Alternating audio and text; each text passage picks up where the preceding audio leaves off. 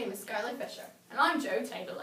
And welcome to Sky City News. Now today we have a very special topic to touch on, and that's Navajo Code Talkers. Yes, we do, but first we need to talk about the book of the day.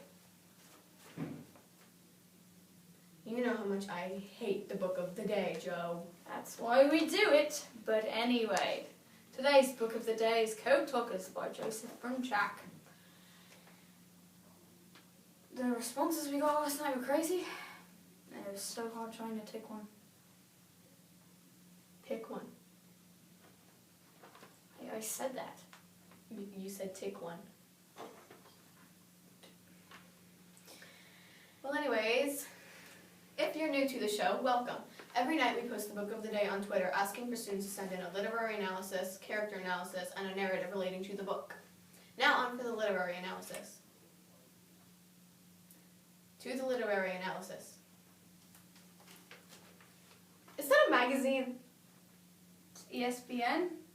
Why do you have a magazine on a newscast? I mean, maybe they'll give us a free sponsorship if they see us reading it. Okay, well, stop reading the magazine. I can't help it, I like football. Look at the paper that we have that has all the character analysis and all that stuff on it, and read it. Okay. God. So, today's response to literature is about structure and was written by Cameron Simpson. She claims the structure of Code Talker by Joseph Brunchak helps the reader better understand the story. And it's told as a flashback. Anyways, the support is... wow, this is really good. Not really. Okay. Yeah, you did say that one. Okay, well, Alright, her text support is the flashback perspective is unique and eye-appealing. There is good word choice like P on page 132, which means dog, P-ring, which means looking, on page 40, and confidential on page 106. Very good, Cameron. Now today's character analysis is about Ned Begay, the main character. It's by Morgan Freeman, Lover 583, or Neville Smith. Neville claims that Ned Begay is religious, strong, and stays true to himself. A quote to prove that Ned is religious is Ned says that the Japanese forgot all life was holy on page 148. Ned is also strong, and Neville's proof to prove that is on page 59, when Ned got his head shaved, and all he did was shake his head and smile. That's a brave man. These people are so unprofessional. Hey, that isn't cool, mate. How'd you like being a freaking newscaster? Okay, shh, it's okay. Joe! Anyways, Ned Begay stays true to himself and his beliefs, too. When he grew up, he wanted to be a teacher, telling children to understand Navajo culture and remind them to never forget it, even when everyone was telling Ned that Navajo culture was wrong. Now, for today's narrative response. Finally! This was written by At the Little Miss, or Stephanie Grody. It is a play version of Chapter 2! You know what this means, Skylar. No! Oh yes! No. Come on, you can be the narrator. Navajo boy and... not Navajo boy. Many horses. And Don Girl. And Navajo Girl. And Mr. Jacob Bentley. I'll be the Uncle Kai, Navajo boy, and Principal O'Sullivan. Why do you make me do these things? There you go. You know what, give me the script. Okay, let's start. The journey was long. Kayatsi spent much time with his uncle as possible because he would be away from his family for a long time. Finally, they arrived at school. We have a problem. What? Uncle is supposed to be Kai, but I'm both characters. So I don't know how I'm going to pat myself. Figure something out. You were Joe Tabling. Okay. You will remember. Kai's uncle left him, but he wasn't alone. There were many other Navajo children he could talk to.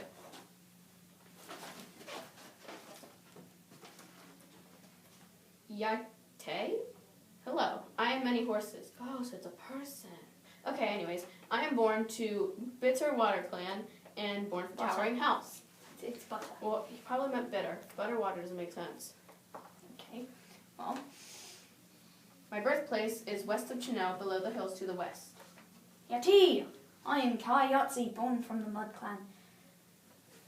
And born to Towering House. My birthplace is over near Grants. I am the son of Grey Mustache. Fear me! Shut up! You were getting too deep into this. Oh. Okay. Hello, my relative. I am Dawn Girl. I was too born to Mud Clan. I am born for Corn Clan. Be quiet, shut up, you're too loud. No one can understand a word you're saying. It was more like they couldn't understand a word he was saying. Principal O'Sullivan wasn't speaking Navajo, so no one could understand him. In fact, all the white men were trying to speak Navajo, but they were mixing up a few words, so children found their language pretty comical. Is that man speaking or is it a dog? Look at me. I am talking to you. Hey, pay attention. What does he want? He seems angry enough to eat us. That isn't in the script, Sky. It's not? Okay, well, I just popped in my head. I'm sorry. Okay. I mean, stupid kids, don't hit me. So I'm a translator now? Okay. Yay-tay, my dear children. I am Mr. Jacob Benelli, born for Salt Clan and born for Era Clan. My uncle, those children over there, are they Navajo children in Bilaguina clothing? Bilagana. I don't care. Yes, my nephew, but now I am sorry. I must inform you something you would rather not hear. Listen well. You are forbidden to speak Navajo, ever. You can only speak English, but I am here to teach you English. Here is a greeting word you can say. Repeat after me. Hello. Hello. Hello. Hello. Hello. Somebody get this girl chill pill. I don't think they made this. Okay. Mr. Benelli kept teaching the Navajo children English. It was hard for the children at first, but eventually they got the hang of it. The principal of the boarding school had said every day, Navajo was no good at all. Only English will help you and get you ahead in this world. Everything Navajo was to be forgotten. See. Now you can sit down. Okay. To the news report. Finally. Joe, have you ever heard of a code talker? Nope. Well, code talkers are people who send code to each other during the wars. Normally to military leaders of some sort.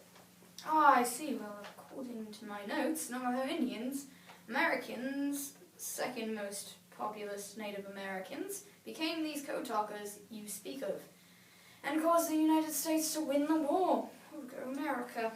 They spoke an unbreakable language. But how exactly did they get to become these code talkers? I don't know, Sky. How? Well, first of all, let's start off with some background history. Navajo Indians lived like regular Native Americans. They hunted, built, and lived in villages, fished, and cared for their families. Unfortunately, citizens of the U.S. hated them. They were not treated equally. They weren't treated equally? But when World War II came rolling around, they wanted to fight for America. After everything the U.S. did to them, vandalized and ill-treated them. Then, Mr. Philip Johnson came up with the idea of using their sacred Navajo language as code for the war.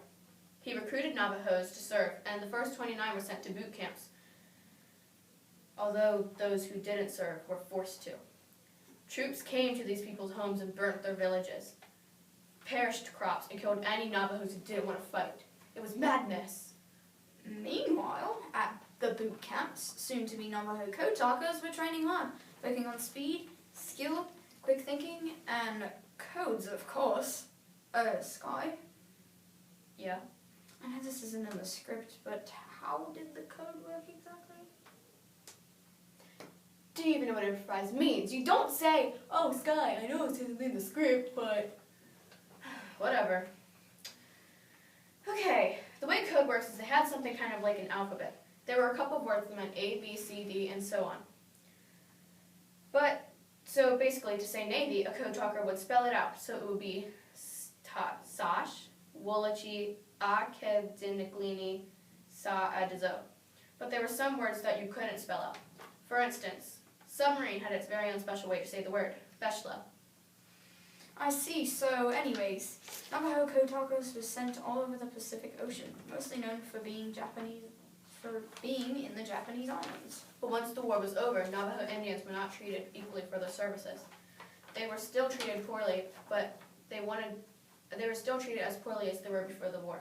Referring to our book of the day, once the war was over, Ned B. Gay walked into a bar, but the bartender pointed to a sign that said, "No Indians allowed, served here," page 210, and kicked them out. Also, it was just recently when a Navajo code talkers showed some recognition for their services. Well, that's not right. What? Well, they were not treated equally. Oh, really?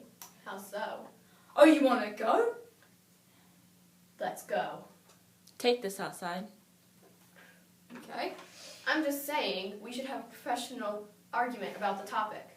Joe, your whole life you've been seen as a joke. This is your time to show them all that they were wrong and do something worthy for once in your life. Okay, let's go. Okay. Joe, present your case. No. I know Navajo Indians were treated unfairly in the 1940s. Why so? The Americans vandalized their property. And your proof? They burned their crops and destroyed their villages. My second reason is that they were just now getting recognized, 70 years after the war. And my final reason is the Americans can be so racist. Why do they think they are better than everyone? First, the African Americans and now the Indians. Whoa.